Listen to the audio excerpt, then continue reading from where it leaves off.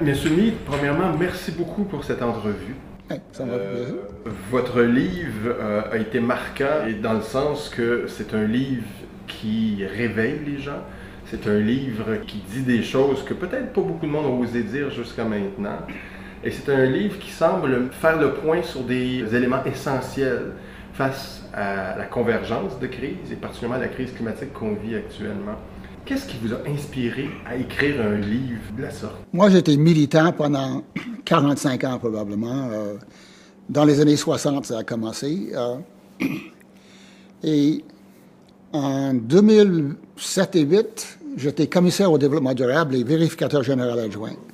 Et la politique, la façon de faire du bureau du vérificateur général, c'est de ne pas maintenir le contact avec le public, les médias, etc. C'est très restreint. Comme auditeur, comme vérificateur, l'idée, c'est de ne pas se mêler avec l'actualité quand on va commenter formellement l'actualité. Alors, pendant 2 ans, il a fallu que je me taise. Et j'avais mon équipe qui faisait le travail, je les dirigeais. Et moi, je lisais, j'écoutais, je réfléchissais et j'écrivais jusqu'à un certain point. Et c'était la première fois dans 45 ans que j'avais pris un peu de recul.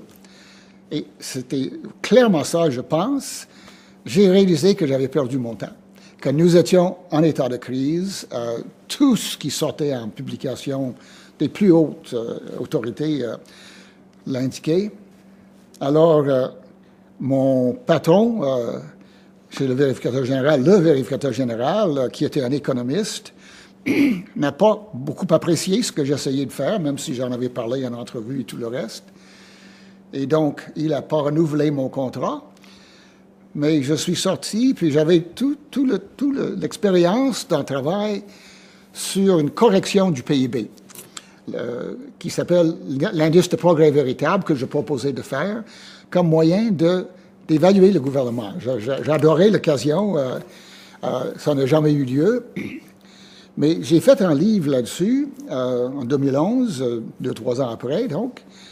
Puis pendant ce temps-là, je travaillais avec les économistes hétérodoxes qui venaient de sortir un manifeste, Économie autrement. Et j'ai décidé, j'ai conclu, j'ai vu que même les économistes hétérodoxes, les mieux intentionnés, les mieux orientés possibles, avaient été formés, comme les orthodoxes, dans la croissance. Le modèle économique néoclassique, il n'y a pas un chat qui évite les fondements, et c'est la croissance. Et donc, quelqu'un a suggéré que je fasse un blog. Et j'ai dit, mais c'est une bonne idée, j'aime écrire. À un moment donné, quelqu'un d'autre a dit, mais pourquoi tu ne fais pas un livre d'en ramasser de tes articles du blog? Le titre vient de ma conviction de 2008. J'étais déjà, en sortant du poste de commissaire, c'était trop tard. On avait manqué notre coup. C'était ma conclusion. Mais le livre a évolué avec les articles que je pondais au fur et à mesure. Puis le premier, c'était l'échec du mouvement environnemental. C'est comme ça que j'ai ouvert le blog. Je pense que je n'ai pas fait d'amis. C'était pas une volonté d'attaquer, mais c'était le constat fondamental de ma vie, finalement. Je reniais 45 ans de travail. Le constat principal que le livre fait, comment vous l'exprimeriez? Ma carrière, ma vie comme militant a été un échec parce que le système défini par l'économie néoclassique domine le monde en entier. Il domine les dirigeants, il domine les professionnels et il domine le public, y compris les médias. Ça fait que c'est ça le message, que nous avons perdu la guerre parce que il y a des génies dans le milieu de l'économie néoclassique qui ont réussi à dominer tout ce qu'il y a de discussion. Et les interventions face à ça sont quasiment inutiles.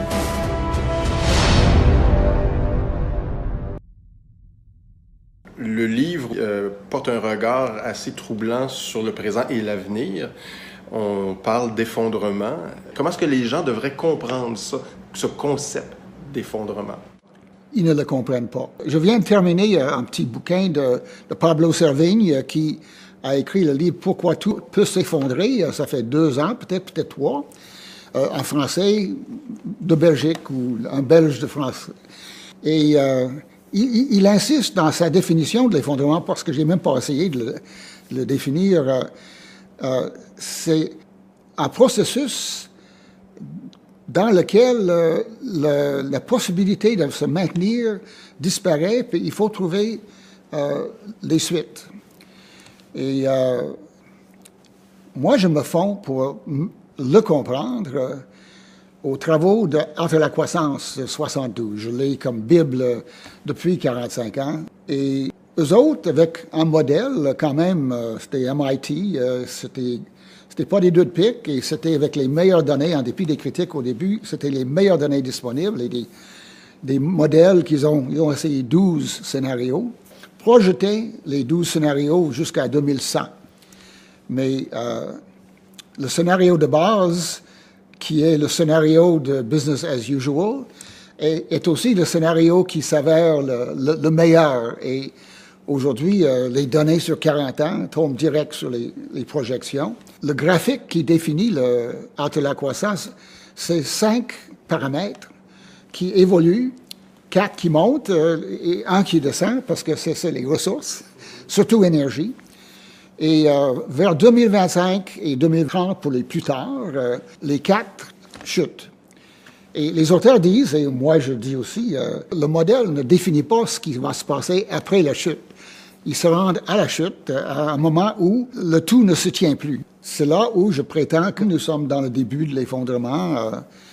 Je crois que les migrations dont on parle de façon, je dirais, beaucoup trop facilement, sont un phénomène qui manifeste le contexte pour l'effondrement. Nous avons permis à 3 ou 4 ou 5 milliards de personnes pendant des décennies de vivre dans une pauvreté vraiment abjecte. On peut être conscient d'un problème avec les migrations, sauf qu'il faut multiplier ça par 10 ou 100. Là. Il y a des dizaines de millions, centaines de millions, probablement des milliards qui voudraient déménager. Ils vont avoir de la difficulté en aussi grand nombre. Et ça n'a rien à voir avec les réfugiés climatiques. Là.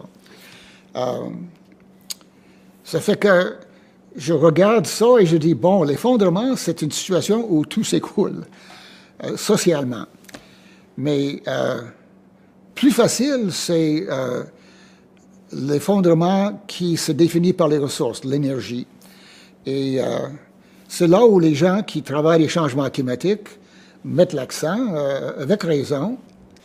Sauf que, selon les projections du Club de Rome, les auteurs, pour les informaticiens des MIT, ils constatent que la première courbe, le premier des 5 paramètres qui se projettent à s'effondrer, à fléchir vers le bas, c'est la production industrielle.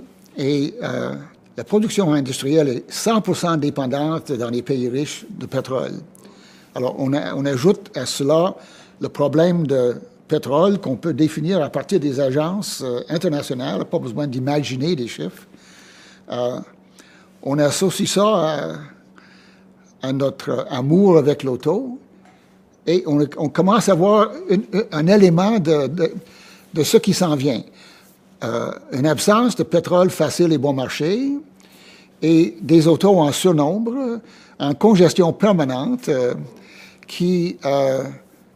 qu'on doit gérer en termes d'image de l'avenir. Techniquement, ce que j'ai bien compris, c'est que c'est déjà en marche, c'est-à-dire on ne pourra pas éviter un effondrement.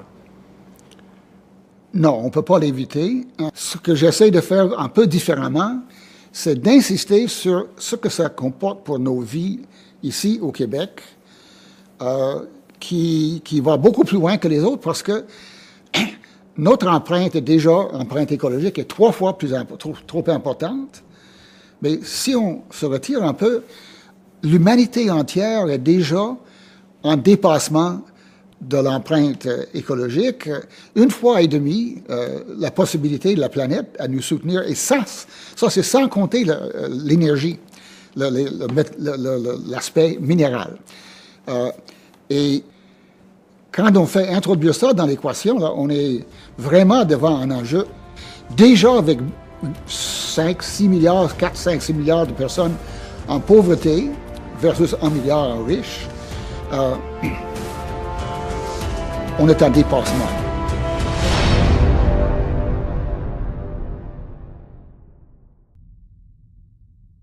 On peut avoir n'importe quel grand défi économique, démocratique, social qu'on voudrait imaginer.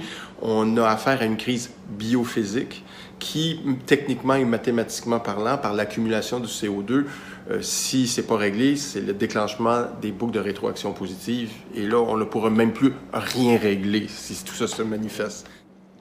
Mais il y a 5 ou 6 ans, Claude Villeneuve, qui est un de nos experts en questions scientifiques de changement climatique, a écrit un livre, « Est-il trop tard? » Et on m'a demandé de le commenter, j'ai lu le livre, je l'ai. J'ai pas trouvé la réponse tout de suite, c'était un peu compliqué, jusqu'à ce que je relise et que je cherche. Au tout début, il dit « Oui, il est trop tard. » Ça fait 5 ou 6 ans. Ça fait que, déjà, les problèmes de climat, selon Claude, je le pense aussi, c'est trop tard. La COP 21 était un échec et le GIEC vient de le confirmer. Je ne l'avais pas quand j'ai écrit le livre, mais déjà le GIEC de 2013 était suffisant. Nous sommes devant une série de perturbations de nos vies comme riches, des vies des pauvres aussi. Mais ce qui est frappant, c'est que selon les projections, les courbes, c'est assez proche l'une de l'autre. La dernière courbe à fléchir, là, c'est la pollution. Donc, c'est-à-dire la question du changement climatique, parce que c'est ce qui définit cette courbe-là. Difficile à savoir vraiment. Moi, j'accepte les projections. On a fait le suivi avec les données sur 40 ans. J'ajoute ou je regarde dans le détail l'accessibilité à l'énergie qui nous maintient en vie. Et je dis, OK, la pollution ça s'en vient, mais c'est-à-dire l'effondrement climatique. Mais je soupçonne que la production industrielle, ce qui définit une autre des courbes, c'est probablement déjà en cours. On regarde les réserves disponibles de pétrole conventionnel. Je pense que c'est vraiment une méprise de penser que le gaz et le pétrole de schiste vont nous sauver les sables bitumineux. Le rendement énergétique est beaucoup trop bas pour maintenir une civilisation comme nous le connaissons. Et de toute façon, elles se font à perte. C'est même pas rentable. Sauf que ça, là, on n'entend pas parler souvent. Dans l'annexe, vous mentionnez, nous sommes obligés d'abandonner notre propos quant au succès de Paris. Nous sommes d'ores et déjà confrontés à la catastrophe annoncée. Et cela non seulement pour nos enfants, mais pour nous-mêmes. Qu'est-ce qui est arrivé à Paris pour créer un tel leurre? Copenhague était l'espoir de la planète en 2009, je pense, le COP 15. Et on a raté la cible. Il y avait vraiment, tout le monde était d'accord que vraiment, là, on n'a pas eu le résultat qu'on voulait à Copenhague.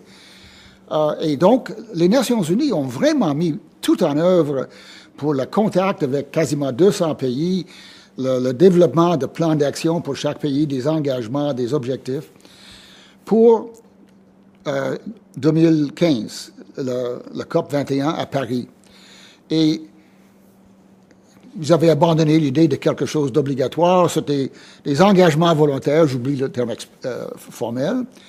Et le constat objectif de tous ces engagements-là en 2015, décembre 2015, c'était que ça nous permettrait d'éviter un réchauffement au-dessus de 3 degrés.